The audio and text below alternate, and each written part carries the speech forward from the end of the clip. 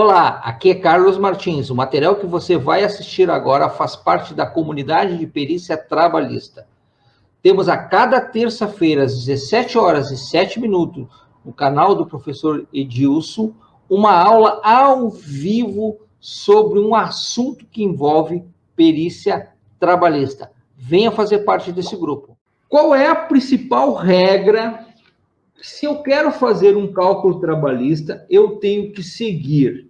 A principal regra que um perito trabalhista tem que seguir é o princípio da inalterabilidade da sentença. Então, a principal regra é que os cálculos não podem modificar o que foi decidido, de acordo com o artigo 879, parágrafo 1º da CLT. Então, a gente sempre vai ter na cabeça memorizado esta regra, que o perito calculista não pode alterar o que a sentença decidiu. Então, vamos lá. Como eu vou... Qual é a lógica que todo o PJE Calc utiliza? Então, nós vamos trabalhar aqui no nosso curso com a lógica de que eu tenho níveis de parametrização.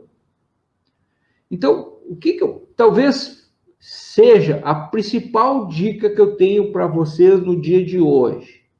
Entendam que o PJE Calc tem 4 níveis de parametrização. Tem 4 níveis que eu ofereço ao sistema parâmetros. Então, o nível maior de parâmetros são aqueles parâmetros que eu jogo no sistema e que eles servem a todo o processo. Quando eu falo a todo o processo, a todo o cálculo, né?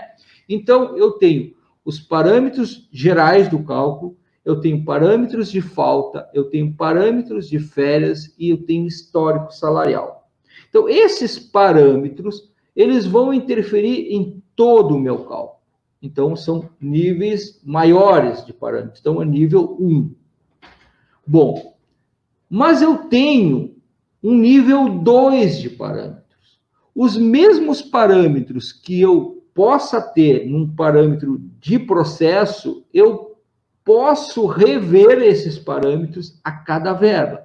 Então, eu vou fazer a parametrização de determinado processo. Não quer dizer que esses parâmetros gerais eu vá utilizar, por exemplo, para cálculo da verba hora extra, 50%, férias, diferença de 13º, diferença de salários. Então, eu tenho parâmetros de processo e eu posso ter depois parâmetros específicos para cada verba. E num terceiro nível ainda, eu posso ter parâmetros específicos a cada ocorrência.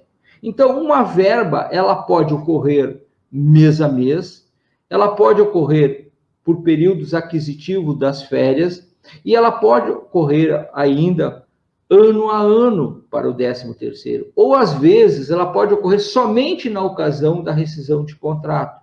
Então, eu tenho ocorrências em que eu posso mexer nos parâmetros de determinadas ocorrências. Então, eu parametrizei, por exemplo, a hora extra 50%, mas determinado mês daquela hora extra 50%, eu não quero utilizar os mesmos parâmetros que eu estipulei para a verba hora extra. E num nível ainda de maior flexibilidade do sistema, eu tenho um quarto nível, que é a livre digitação. Então, eu fixei parâmetros para o processo, eu fixei parâmetros para determinada verba, eu modifiquei parâmetros daquela verba em determinado mês, mas ainda assim, o resultado que isso me deu não me satisfaz. Por exemplo, eu tenho determinada verba que o valor devido para ela é R$ 1.150. De acordo com os parâmetros que eu fixei, ele achou o valor devido, 1.150. Aí eu olho na inicial, o advogado disse, olha, o valor devido para essa verba é 1.100. Aí vou na sentença, a sentença diz, limitado aos valores da inicial. Então, todo o meu sistema, de acordo com toda a parametrização que eu fiz, desde o primeiro nível, lá que eu chamo de nível de processo, quando eu chego no valor devido, esse valor devido me dá um resultado acima do que está lá na inicial. E aí, como eu vou fazer para que o sistema fique limitado àquele valor? Eu simplesmente clico em cima do quadradinho que diz valor devido e digito o valor que eu quero. Exatamente como se estivesse num Excel, onde tu fizesse uma fórmula, uma enorme fórmula de busca, de lógica, de procura, e achasse o valor lá, 1.150. Mas aí chegou na hora, tu olhou e na inicial está escrito 1.100. O que tu faz? Tu simplesmente clica naquela célula do Excel e digita 1.100.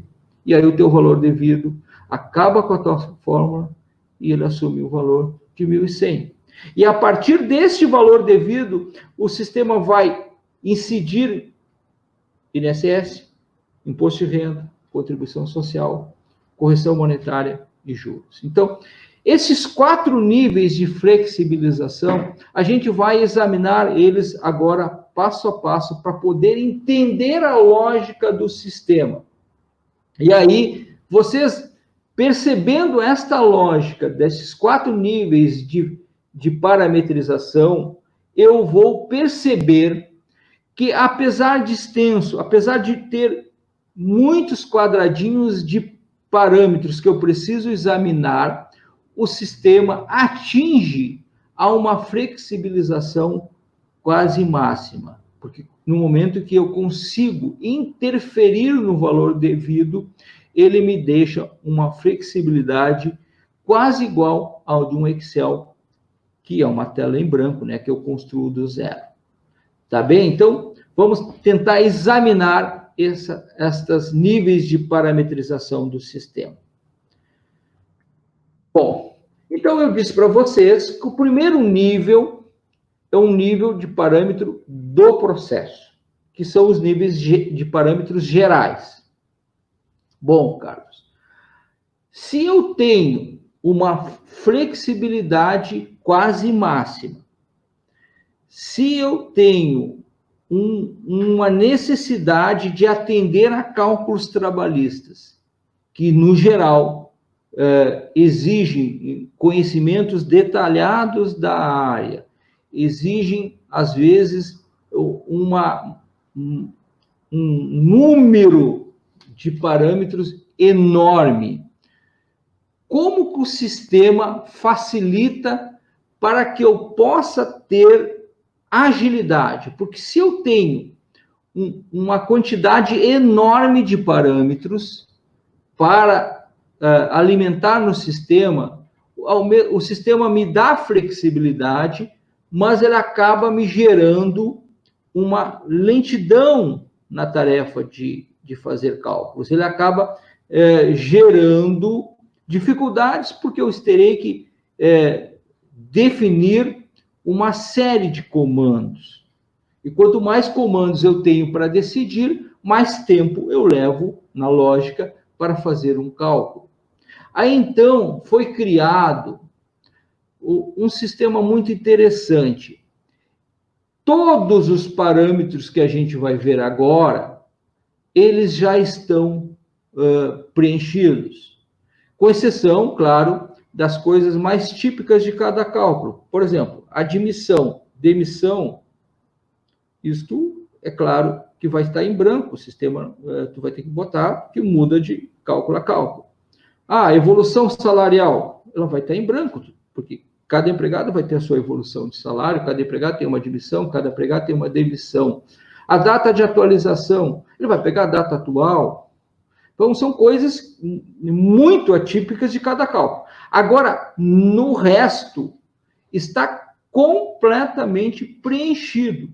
Então, eu quero fazer a hora extra 50. Eu vou decidir qual é o início, a admissão, qual é o final, a demissão, qual é o salário. O resto está pronto.